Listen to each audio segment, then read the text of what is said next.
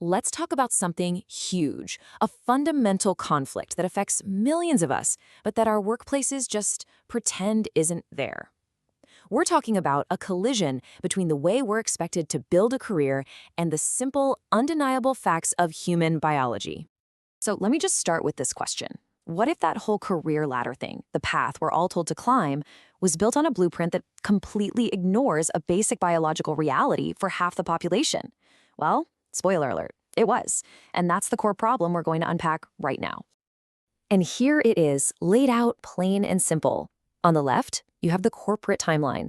This is when you're supposed to be grinding, putting in the long hours, getting promotions, and proving yourself, basically from your early 20s to your mid-30s. But look at the right. That's the biological timeline. Those exact same years are the peak window for fertility and the safest time to have children. It's like two trains on the same track heading right for each other. So how in the world did we get here? Well, to really get this, we have to rewind and look at how our whole concept of work was first put together. The idea here is something researchers call the masculine default, and it's exactly what it sounds like. It's this baked-in, often unconscious assumption that the ideal worker has a life that allows for a straight, uninterrupted line of career progression. You know, someone who never has to take a few years off for, say, having a baby. And historically, that someone was always a man. And this isn't some new problem, right? It goes way, way back. The modern workplace, the whole 9-to-5 grind, was born in the late 19th century. It was designed for a world of men. The crazy part is that century-old structure is still the default model we use today, even though our workforce looks completely different. Okay, so we've talked history, but this isn't just about culture.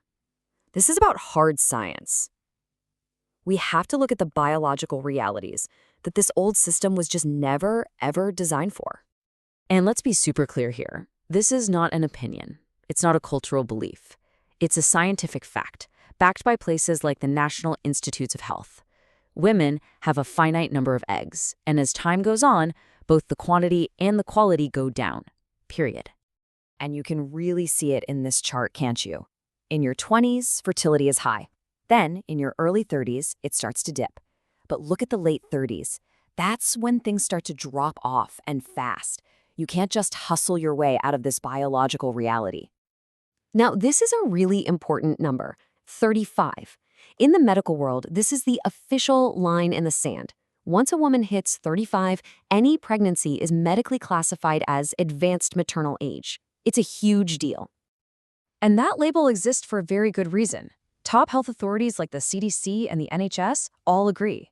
After 35, the medical risks just go up. We're talking about higher miscarriage rates, increased risks for chromosomal conditions, and a greater chance of complications during pregnancy. This is just the science of it.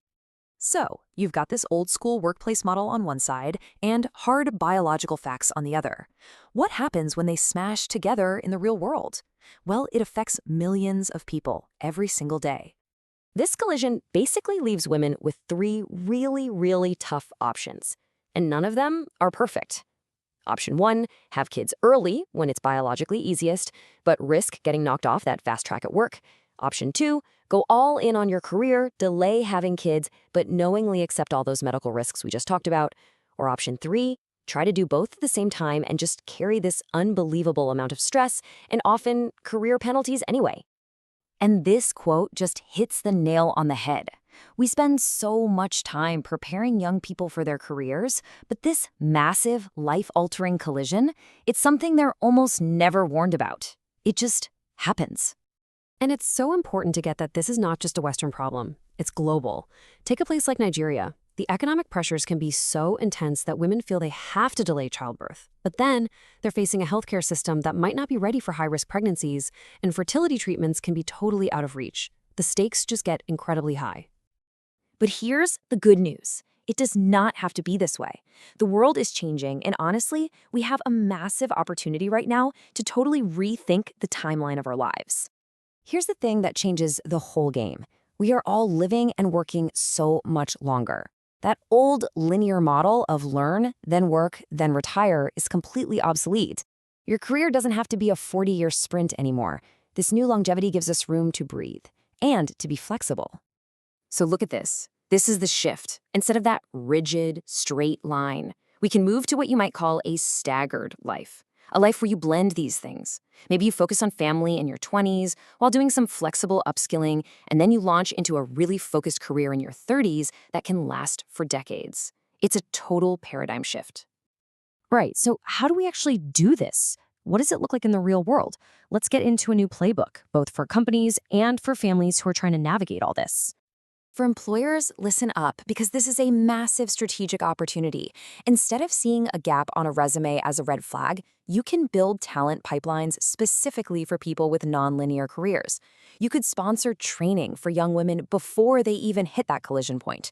And this is a big one. Create real, structured programs to bring caregivers back into the workforce. You're not just doing a nice thing, you're tapping into a loyal, motivated, experienced talent pool that your competitors are ignoring. And for women and families, knowledge is everything. You have to know the science, understand the data from the CDC and others, so you can make choices that are right for you.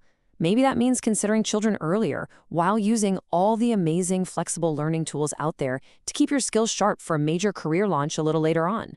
You can take control of this timeline. So, it really all boils down to this one final question. The world has changed. Our lives are longer. We understand biology better than ever. So, are we going to keep trying to jam today's diverse workforce into a model built for the last century, or are we finally going to start building workplaces for the next one?